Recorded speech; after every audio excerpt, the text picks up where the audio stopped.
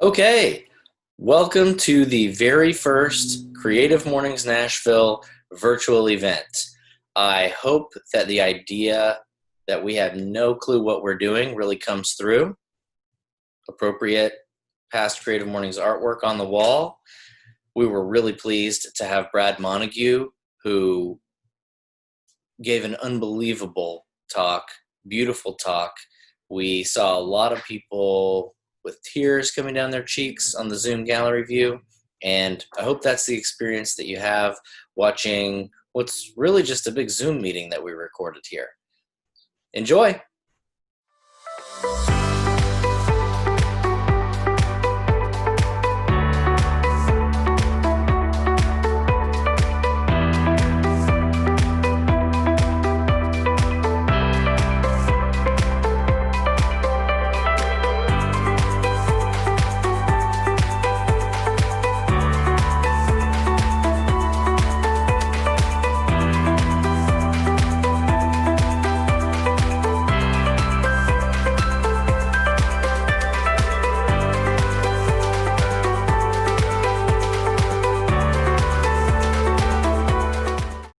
I've been really jazzed that Brad will be speaking with us for months. I know I've mentioned it ad nauseum on this, I was going to say on this call, very business-like terminology. Very nice of you to carve out the bandwidth to have this discussion with our division today. Brad is the creator of Kid President. And you may have seen Kid President because tens of millions of people have seen Kid President. It's a series of pep talks from a little kid who talks to America like he's the kid president. It's a beautiful, beautiful, fun thing. And I highly recommend looking it up after this call if you haven't seen it before. He also created Socktober.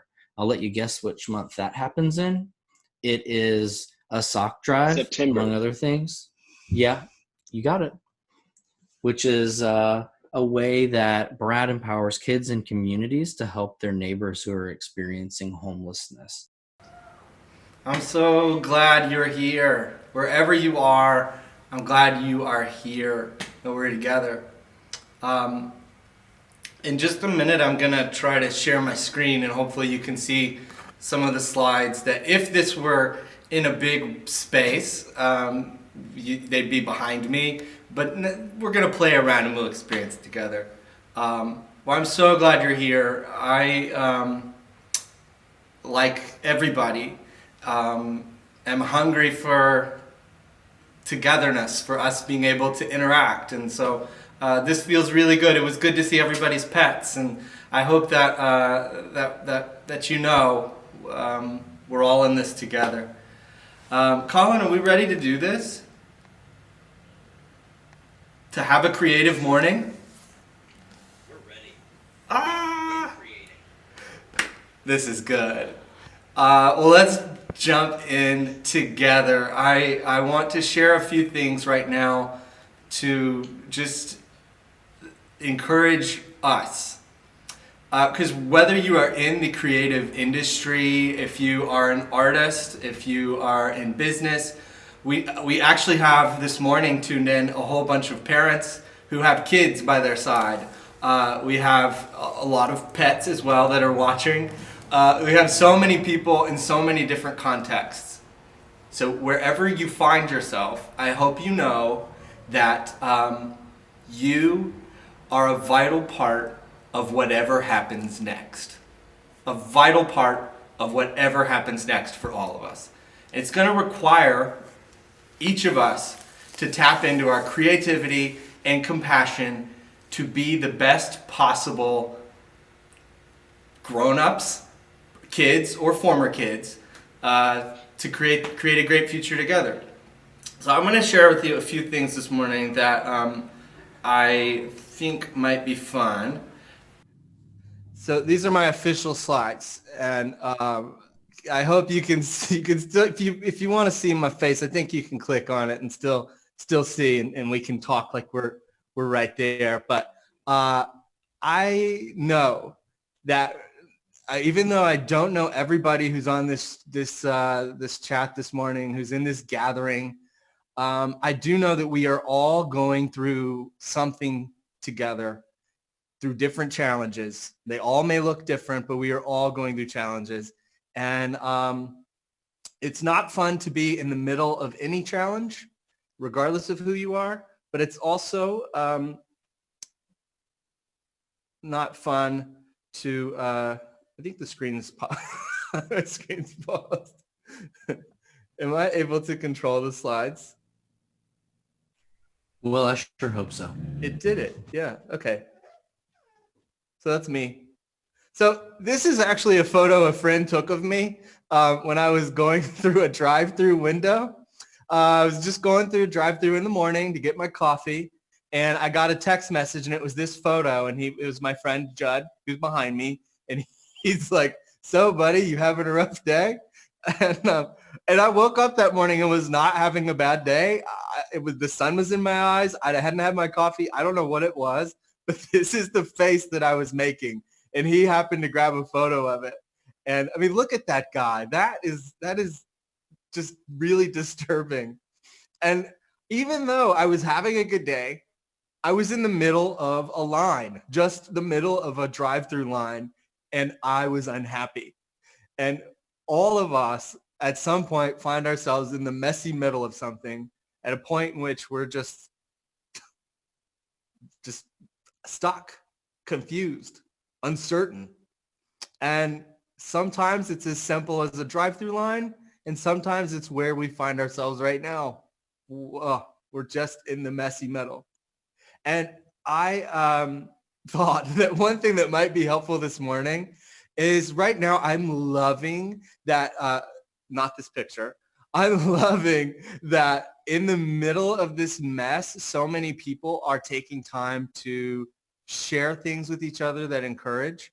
A lot of people are reading to children. They're just hooking up their computers. They're reading stories to kids. And I wanted to read a story to you. This is a story for us this morning.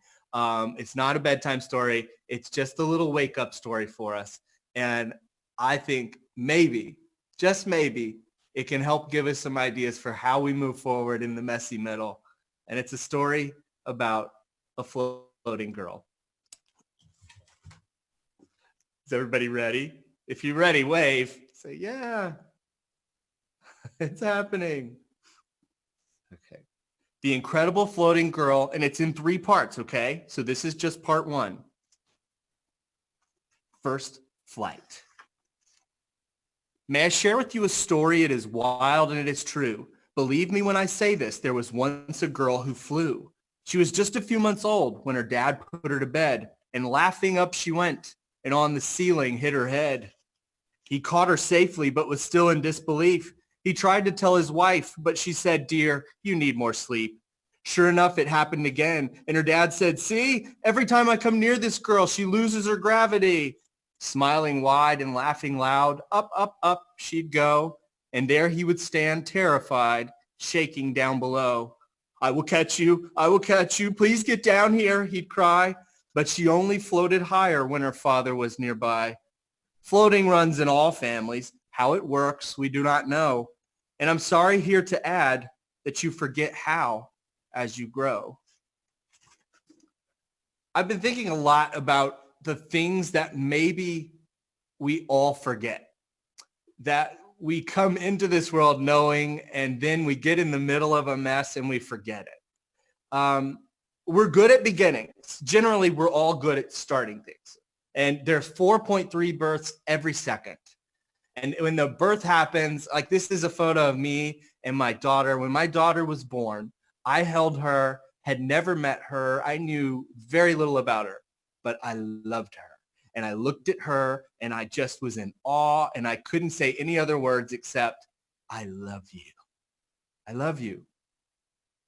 The really great writer and just human, Glennon Melton said that, Glennon Doyle says that she was talking to hospice care workers, and that she said overwhelmingly at the end of life, they would witness people hear their last words, and those words would be, "I love you." And so at the beginning of life, we say, "I love you." And at the end of life, we say, "I love you." We spend a lot of time in the middle forgetting forgetting to say it, forgetting to listen to it, forgetting to embody it. So how do we do that when it's messy? Because it's hard. This is a laundromat sign that I saw and had to doodle because being an adult is like folding a fitted sheet. It is not easy. It is impossible, and it ends in tears. That's what folding a fitted sheet is. It's this task that you have to do that makes no sense, but we still have to do it, and it's a mess. And I found I'm not alone in that. Even years ago, Henry David Thoreau noticed that young people would get together materials and they would want to build a bridge to the moon or a palace or a temple on earth. And at length, a middle-aged man just wants to build a woodshed with them. So like to recap, a young person sees materials and is like, let's build a moon bridge. And old dudes are like, let's just build a woodshed. Like just something practical. And I totally get that mindset because we're tired and there's so many challenges. How do you go from this optimistic, let's build a bridge to the moon, to let's just build a woodshed? And maybe it's okay that that's all we're building. So important thing number one for us is just that we need a great remembering. We need little reminders of just how much we matter to each other. Little reminders as why we're here. Little reminders as to who we even are. When I had this video series that went further than I ever dreamed, super cuckoo bonkers viral. And then I sat there wondering, what in the world do I do next? This is a challenge. I wanted to create things, but other people were saying that, oh, we just want what you've always made, or we're not interested in that right now. And I was really stuck. And so I just started visiting schools. I would read to third, fourth, and fifth graders. I would just go and visit and we would draw. I found myself in these elementary school settings and it was bringing me back to life. These kids were reminding me what was exciting. They were reminding me they were so full of creativity. They were so full of hope and possibilities. And so I started a listening tour. And instead of going to schools and speaking, I would just go and hear what kids had to say. And I started asking them, how can I be a better adult? What does it mean to be a good grown-up? How do we do that? And they had ideas about it. They had a lot of ideas about it. And one of the things that started happening was that a lot of those meetings were not just in classroom in person. They were via Skype. They were in these distance learning. It was a way of connecting in a way I'd never done before. But I always found that there they were, full of wonder and awe to share. And as I did that, I was suddenly existing in a messy middle that was complicated. It was, on one side, I was visiting this planet that was youthful optimism. I would visit kids and I would feel like anything was possible. And then I would visit grown-up world and it felt like cynical and dark and hard, and it was challenging. When we were creating Kid President videos, a lot of that tension was happening on screen and in the comments because I was spending time with kids who were creating solutions for problems in their community.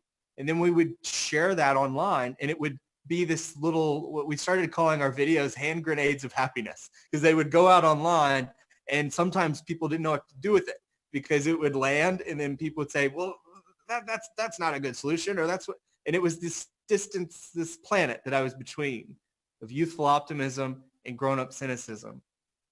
And that tension led to a lot of fun, actually, of me trying to learn that, well, maybe sometimes that cynicism is coming from some wisdom and some hard challenges, but maybe that youthful optimism, it could use a little bit of an education, and that there are things that are limitations. How can you be creative in the midst of that?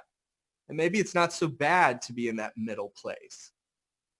And I learned this along the way as a reminder, and that I think is a reminder for every single one of you, that great leaders remind people who they are.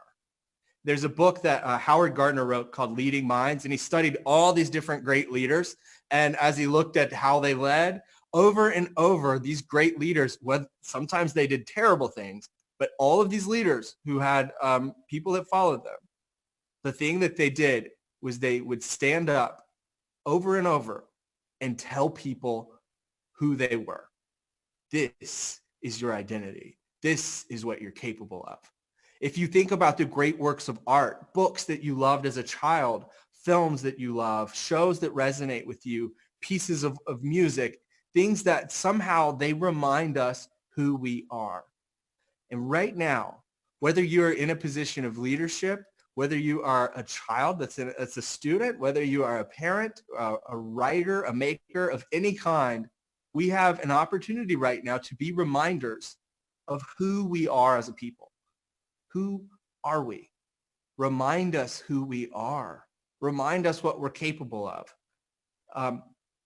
This was an image that's been passed around. I just saw it yesterday and nearly wept as I saw it. A photo of a man who's thanking the emergency people who helped save his wife. And because of physical distancing, he couldn't hug them and thank them and show his gratitude. So he's pressed up against the glass. You probably saw this image passed around a ton. And one of the things that really landed for me is I saw this. This is a writer who shared the image, the photo taken by an ER nurse in Morristown, New Jersey, and I just can't. But then look what he followed that tweet up with. This is who we are. This is who we are.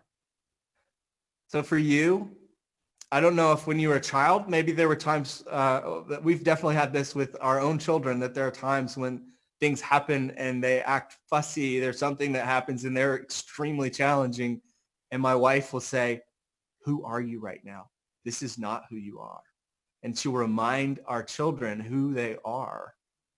Can we remind each other who we are and what we're capable of? A question that we have, a challenge that we have hanging up in our workshop here is to be who we needed when we were younger.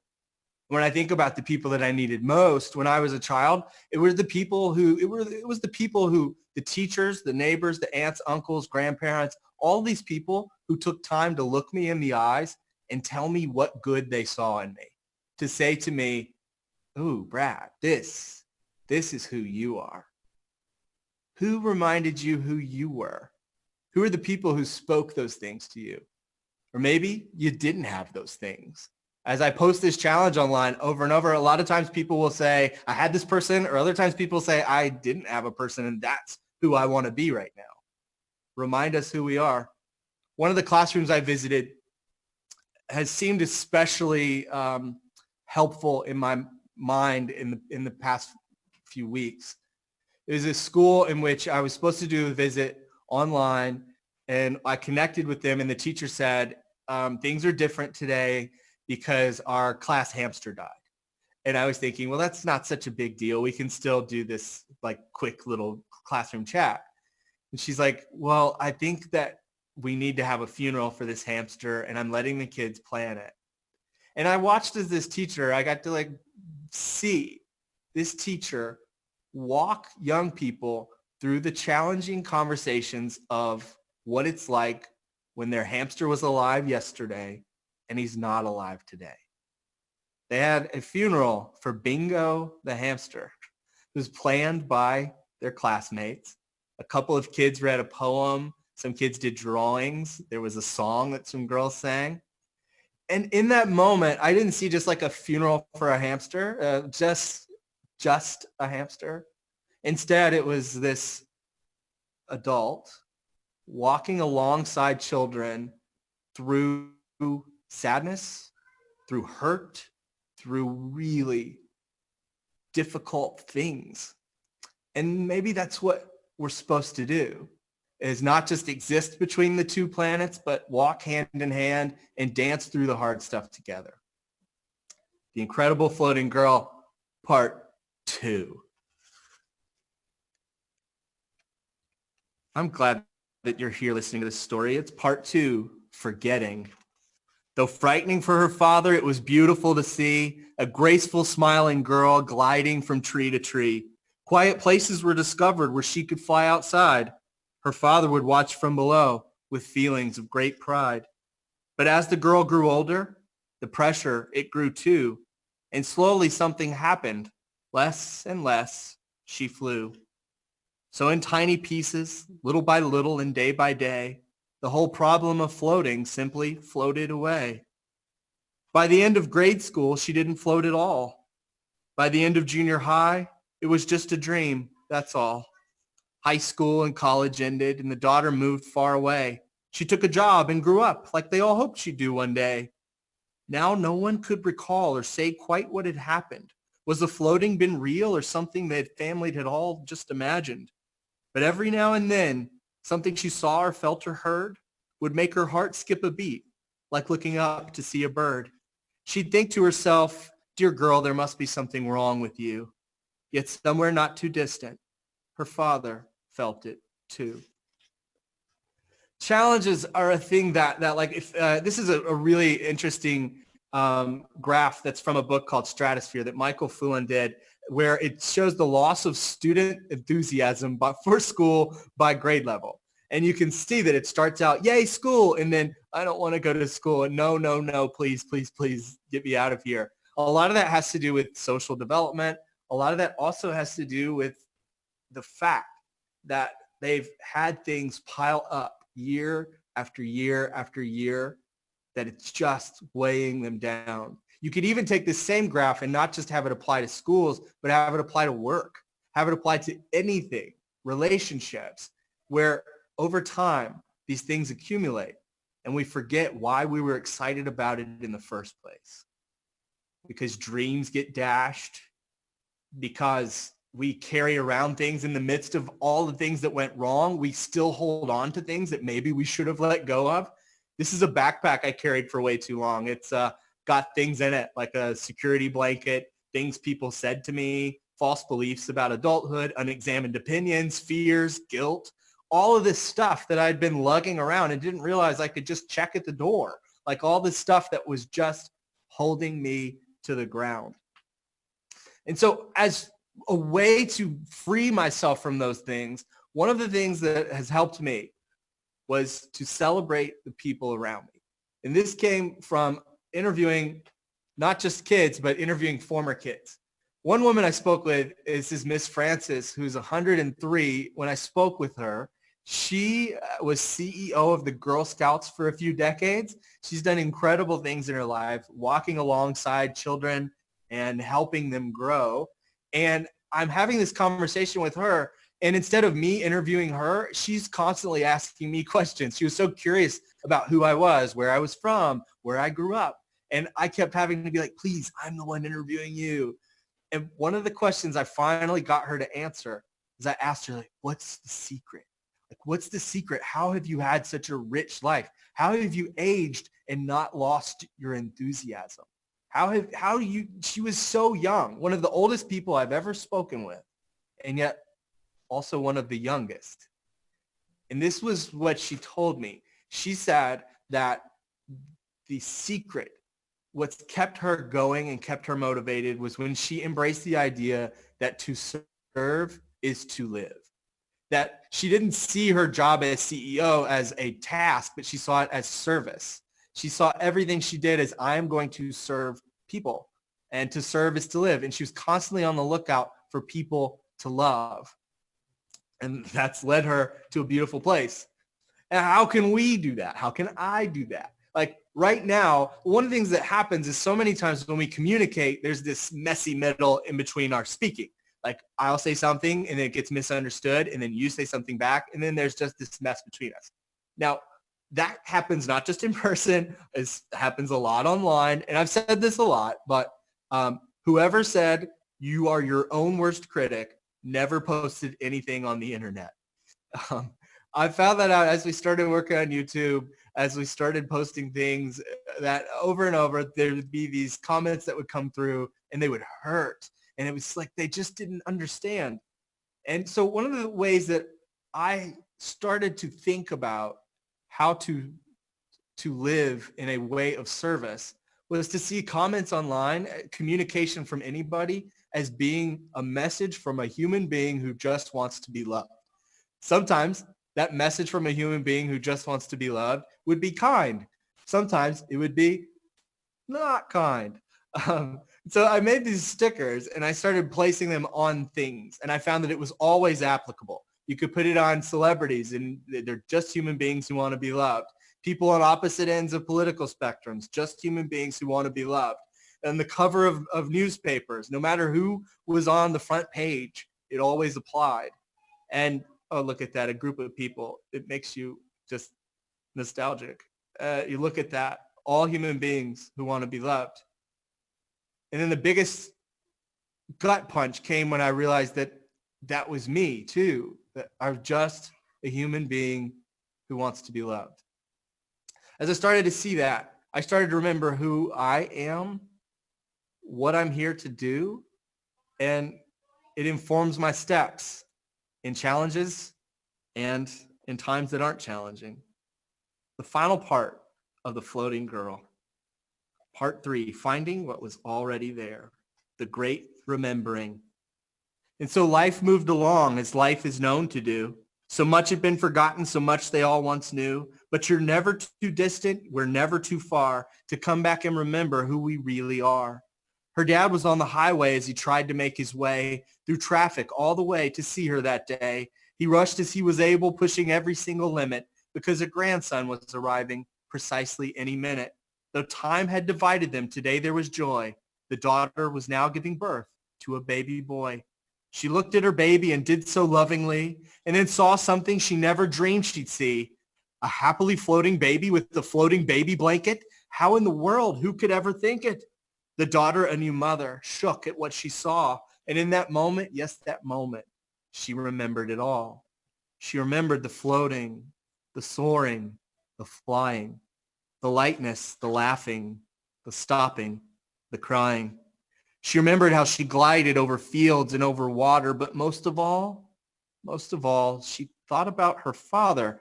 It was in that instant, it was then she finally knew. Him? Was it him? Was he the reason she flew? Was it a magical connection or some kind of surprise? Something in his presence always helped her to rise. She remembered how he stood by with eyes full of care. Never did she fly unless he was there. Thinking back to flying and the magic she once knew, here she was, like her father, with her child floating too. Just then, the room's door opened, and I tell you, as it did, the daughter saw her father, and he looked to see her lift. May we all remember the magic we have known, and never forget we need each other, because no person flies alone. Should your spark start to fade because of stress or time or fear, you'll need reminding of your flying and the reasons we are here. To fly and help each other fly. It's wild and it is true. But to fly and help each other fly, that's what we're here to do. I share that with you because one of the greatest lessons that I've learned in this journey with watching kids and watching great grown-ups with kids was I saw that the greatest among us were the people who were flying and helping others fly.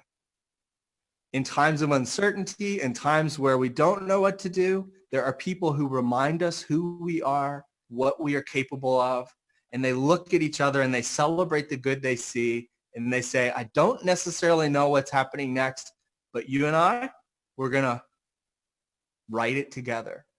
We will write the future together. And I'm glad that we can do that with you.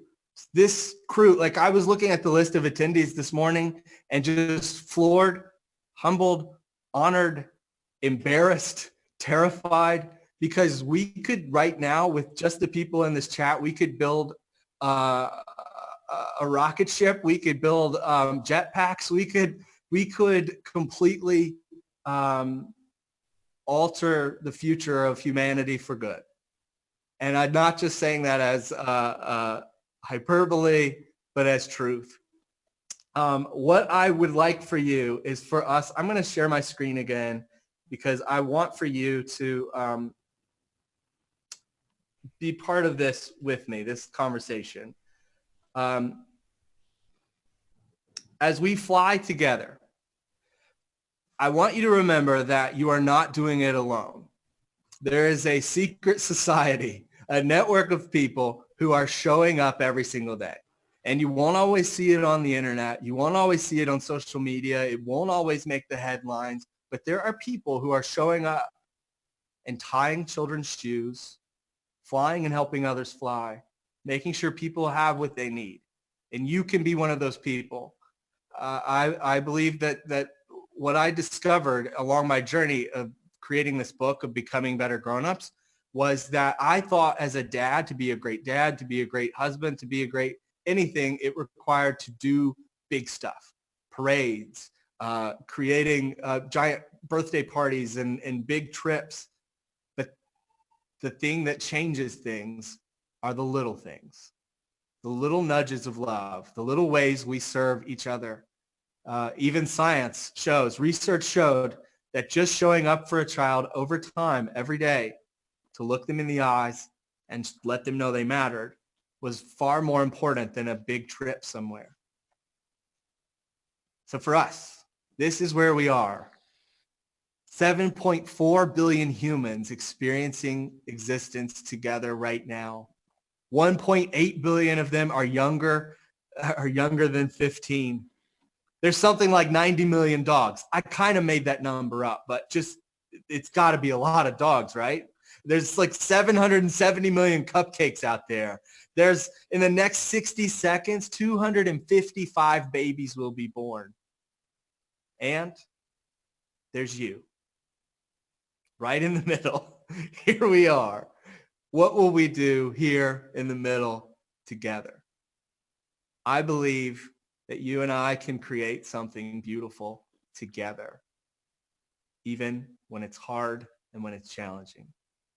What I'd like for you to do now is at the very end, we're going to be a part of something that I am so excited for because I've been devastated to miss out on live events with human beings. And I want you to stick around here for the end here because we're going to take part in something that I've really been looking forward to. But we have now a moment where I'm going to encourage you to look at this map here. Perfect. So this is, I'm going to, one of the things that I've found helpful, Seth Godin talked about that we don't reward people who follow maps, we reward people who create them. And when I found myself not knowing where to go next, I just started to make a map. And I made this map of where I was at on my insides. And I was scared to share it with adults, but I found that in classrooms, I could lay that map out and kids immediately got it. I'd say, okay, where are you at on the map? And they would open up. They would share about being in the fog of fear or being on Wonder Mountain or being in these grand places. And the thing that I want you to be able to do is to take a moment to look at this map. And as you look at it, you will be able to hopefully immediately say where you are, where you feel you are, and also where you'd like to be. And then when we come back, we're going to experience the finale together. So you can see here, there's some different spots. One of the spots that I visit a lot is the Sea of Insecurity over there. There's the Tar Pits of Approval. There's also a place that before you get in your gathering, this is where I want you to realize that we are today. Even if you're feeling one of these spots, the campfire is a place where every person belongs, where stories can be shared, where what's happening is community. And we need every single one of you at the campfire. So I'll let the Creative Mornings crew talk you through the next steps, but thank you, thank you, thank you. Let's explore. Let's explore together. Thank you, Brad. Thank you for creating this moment, this space. And boy, I know you haven't seen the chat because you've been talking, but everybody has been just talking about their inspiration. I'm writing a book. I'm ready to do this. And so now that we've all had a moment to look at this map together, we're going to go back into some breakout groups. And I would love for everyone to just talk about where you think that you are on this map at this time. Yes, please stick around to the end. We have a special guest. Something fun. See, somebody asked about is the map in the book, and yes, the map is part of the book. Let me see. One of the things that I'm excited about is I've been passing out these maps all over the place, but there's also a sequel to the map because what I found is people were taking the map and adding their newest like new locations to it. So this is the new map that kids discovered places. There's also one high schooler took the map and flipped it, and he said there's like an upside down world that he discovered, and so there's this whole other place. So I've loved that people have taken it and made it their own. So that to me is one of the great rewards of any ideas when people make it even better. Let's see. We've got one coming from Melissa. What's something that the kiddos have taught you about being a better grown-up that would be especially relevant right now? Yeah. So I'll tell you one thing that, a couple of things that I've seen in, especially visiting classrooms. This unlocked so much for me of seeing how a teacher would handle maybe what would be deemed a challenging student or one who is more active or just a lot. And I would see that they took time to listen to them, and that was above and beyond one of the greatest things that they needed was somebody just to acknowledge them that they're here. But this one thing that I've seen in kids that they do is that they have this ability to deeply feel and be okay with that, like the challenge of the circumstance they're in right now of missing their friends and missing school, but doing something beautiful with it. The same way that they see a puddle, it's an opportunity to jump in and make a splash. They see circumstances as a way to feel and mourn the loss of something, but then, okay, now what can I do about it? And I saw that a lot in really young students, but also junior high and high school students are asking, okay, well, what can I do if there's a problem in the world? How can I actually create a solution? And that became contagious for me because that wasn't necessarily a habit for me at first. And learning from young people that your response can be one that is helpful and hopeful. And so to be a good grown-up means to be a lot more like a kid.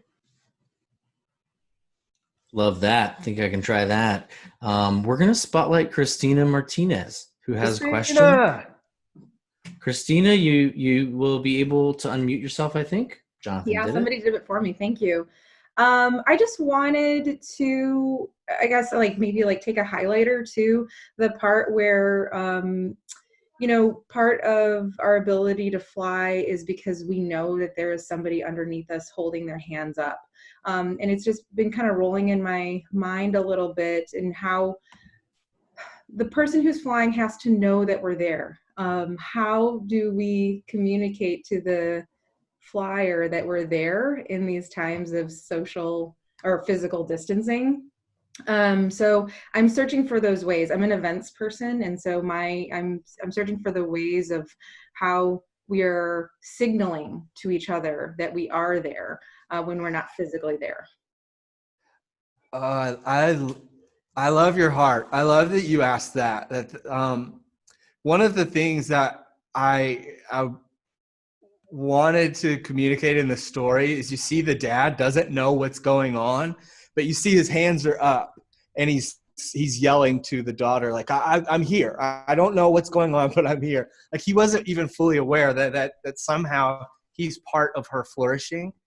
And I think that right now we're in a moment where we are more aware than maybe we've ever been at how much we matter to each other, that we are connected in ways we have forgotten and never fully realized. And so one of the things each person here can do right now is to just let people know that you see them. You see the good, you see what they're capable of, you see who they are, and you love it, and you don't exactly know how or what, but you're there. And just that presence does so much. It doesn't require us to do anything grand or buy billboards and put them downtown that has their face on it. It's literally just your presence and your acknowledging of them and their flourishing will add to the flourishing. And then you yourself, it all happens to us too. So that idea of flying and helping each other fly is one that I am going to probably spend the whole rest of my life trying to figure out how to do better. Brad, from Chantel. Brad, can you speak to moving between all the spots on the map during this very fast evolving time? I feel like I'm jumping from gratitude to despair to happiness so fast every day. Yes. Okay. So that map, as I made it, I had no idea that what it helped me learn as I spent time with kids telling me kind of where they are on the map. I was very much like, suddenly I became wise, and I would be like, well, you can choose where you are on the map. And I could say that to kids, but I didn't and wasn't saying that to me. Instead, I would be like, oh, I'm in the sea of uncertainty. And without realizing that I could choose where I landed on the map. That said, over the last week, every single day, I've been every single place on that map. There have been moments where I'm on the top of Wonder Mountain going like, wow, humanity's coming together. And then deep in the pit of despair of just, I don't know what happens next. I was really excited to be releasing a book right now. And then the tour and plans all got turned into confetti. And so I've been feeling every emotion, sadness for my neighbors, sadness for people, and moving all over the map. And one of the places that I want to remember for me, and I want everybody who discovers this map to do, is to realize that it is okay to travel that map. Travel it as much as you need to. Go to all the different places on that map, but come back to the campfire and let us know what you discovered. Let us know if you found something helpful. Let us know if you just need to vent. Like, we need that campfire. Even though we can't gather physically, we need to be able to gather around campfires together. And I've been running a summer camp for the past several years. And one of the big things I've learned about campfires, a bonfire is something that brings people together. It's a light that draws people in. It's a place where people can feel warm and that they belong. But it's something you can create all the time. And I think we are getting beautifully creative in how we create those campfires right now, whether it's Zoom, whether it's online, but also just like our street is full of teddy bears and Christmas lights right now. And it's just, we are saying we're traveling the map together and we're going to share what we learned. Gorgeous. Beautiful. Thanks. I have to add, Creative Mornings is one of those little campfires for me, and I hear that from some of the people here. Like, it's a place I get to go every month and be weird and vulnerable with people and write something that's embarrassing on my name tag. And it feels apart from the real world. I've never felt farther from the real world than I feel doing this event today. So that's one more thanks to everyone for being here. Got a great last question, I think. Brad, how do you stay positive day to day? This is from Christiana. You're such a genuinely positive person. It's inspiring, but I definitely feel like I'm on planet grown-up cynicism most of the time, missing planet youthful optimism. Yeah, no, that's fair. That's fair. I want to clarify that there's positivity, and that's one thing. And I think that comes from when people encourage others to be positive or think positive. I think it comes from a they're trying to be helpful. But what I have is not necessarily that, because I really wrestle with deep sadness. I wrestle a lot with concern for my life, my friends, my neighbors, people I know and don't know, feeling things deeply. And so what I've had to cultivate, and what I'm really having to cultivate right now, is a fierce hope. Not a naive hope, not but a fierce hope that says, even though this is a hard time, we have each other. We are rooted in a strength beyond us, because we have each other. We have these things that are greater than us, this love, this hope, this joy, all these things that we can embody together, that I can't do alone. So it comes from a fierce hope. And one of the things that I asked kids a long time ago, a couple of years ago, to write out, to draw what they thought hope looked like.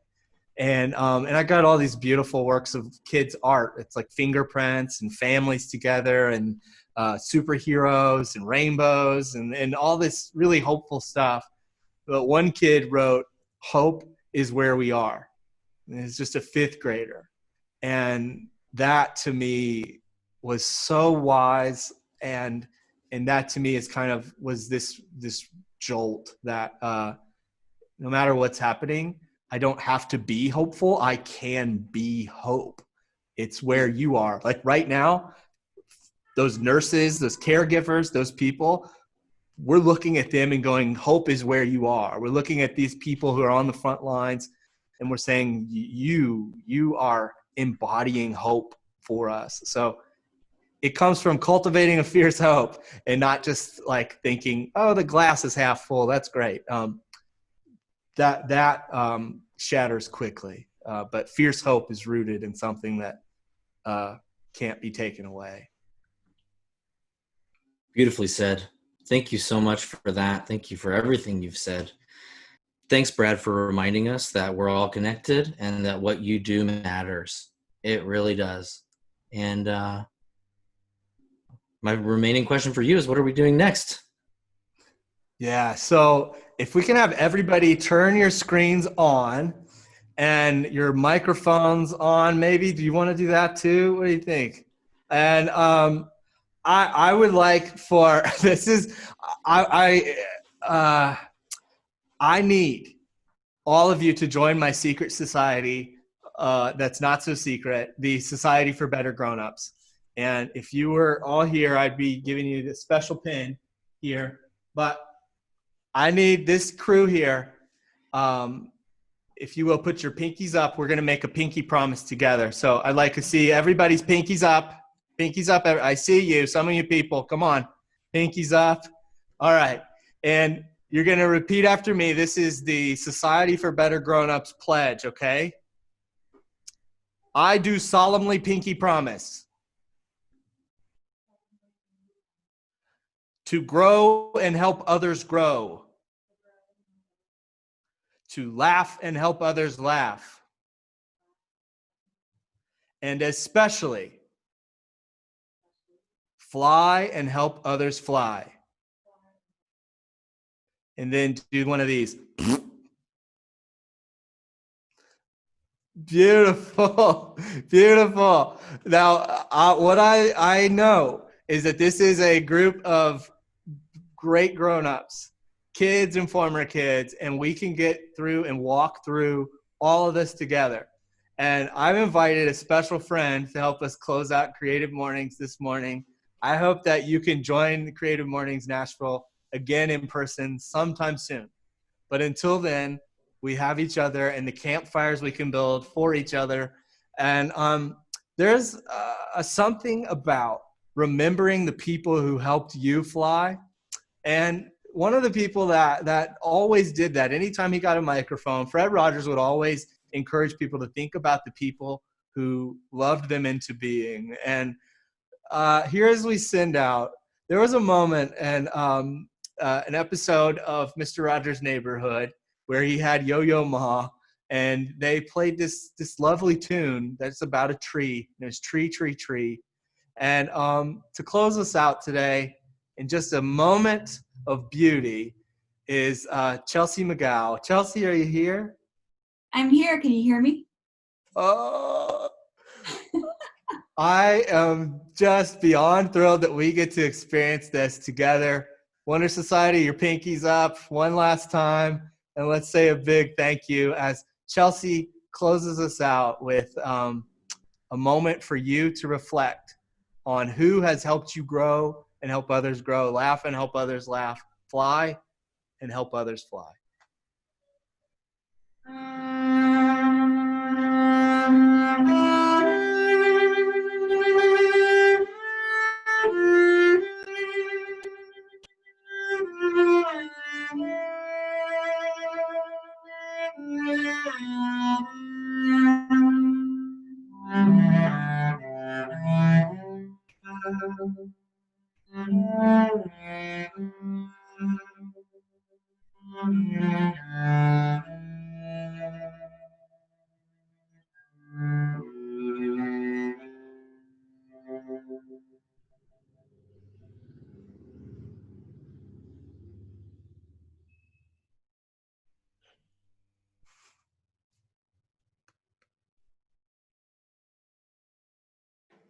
Thank you, everybody.